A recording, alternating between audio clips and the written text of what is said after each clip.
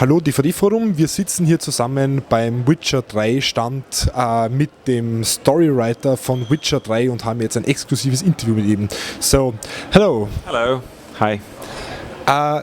To The Witcher 3, you're one of the lead story writers. Well, I'm one of the writers. We have a 5 people strong team of writers with our lead writer Marcin Blacha in Warsaw, and I'm here representing our team. Okay, so 5 people for The Witcher story.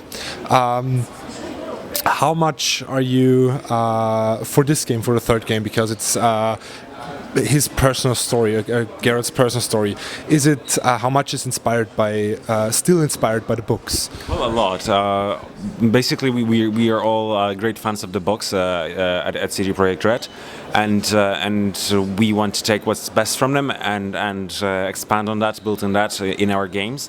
And since this is the last adventure of Geralt of Rivia, we want to tie up all the loose ends and explain things that have not been explained yet, solve a few mysteries, and show Geralt's relationship with people who are really close to him. So I think we are coming back to the roots even more than we did in the second part of the game. And also we are putting more emphasis on Geralt as a monster hunter. That's something that played a small role in The Witcher 2, but in The Witcher 3 that's going to be a part of the story and also an important part of the gameplay. We are now working on the monster hunting mechanic, which will allow you to feel like a real Witcher, like a professional monster hunter. So in The Witcher 2, if you wanted to hunt a monster, you would just pick up a contract and unsheath your sword and rush into the battle.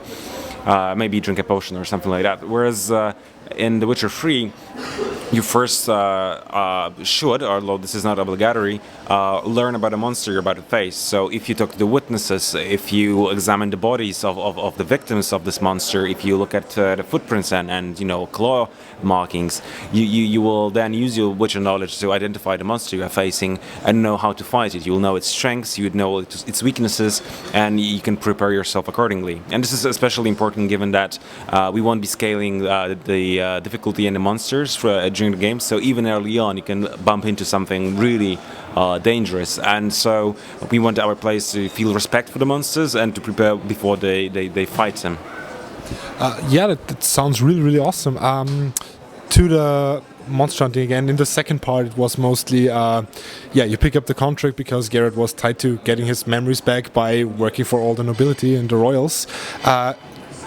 You mentioned about tying up the knots and how much of his memory will he get back, or just an approximate number? Okay. So actually by the end of The Witcher 2, Geralt has regained his memory, but that's only fully expressed in one of the many variations of the game. So, but we can say it now. So he will know about his past and the past of the people he deals with, and he'll also be more conscious about his aims and goals. So in The Witcher 2, Geralt was a bit of a pawn on the board, moved around by the kings and sorceresses, and he was in the midst of a political intrigue, and he had to find a way out of it. In The Witcher 3, he would be in full control of what is going on, and he will be the person who decides where the story goes. And as I said, it will be a more personal, intimate story, although on an epic scale. Let's still stay at the story. How many years after The Witcher 2 is The Witcher 3 set? Actually, The Witcher 3 is set only a few months after The Witcher 2, but it's the beard that puts people off track. It's a bit misleading, I know, but this beard is there to give a visual hint as to the fact that Geralt has changed as a character. Having regained his memory and an experience, he's a more mature character, more determined one, and we wanted that to be visible from the start. And another thing is that he's been traveling for a long time, so this few months between The Witcher 2 and The Witcher 3, he spent traveling restlessly in search of somebody or someone, and you'll learn when you get your hands on The Witcher 3. And so the beard is also there to show that he's been more concerned with what he has to do than with shaving. Could you imagine a movie about the book or the game? Okay, sadly, a movie has been made already by a certain Polish director. That was many years ago, and we all in Poland are trying to forget that, because, to put it mildly, it was not a artistic success. We at the CD Projekt Red would really like to see a movie about Geralt of Rivia, and who knows, maybe it will happen one day. But for now, we are trying to make our game to look like a movie in a good sense. So it's of course interactive, you have full control of what's going on, but we are paying a lot of attention to ways of telling a story other than with just words. So in The Witcher 3, the mimics, the gestures, the camera work will actually have a lot of a big importance and influence on how the story is told and how the story is received.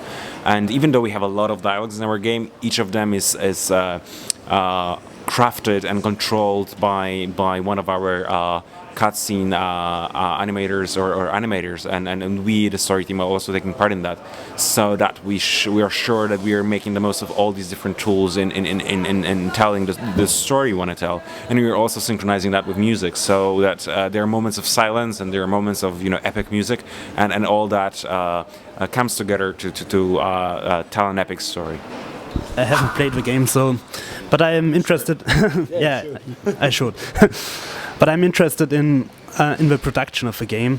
Can you tell us how many people are working on a title like that, and for how long? Okay, so the game, we started working really hard on the game last year, but the pre-production period was slightly longer.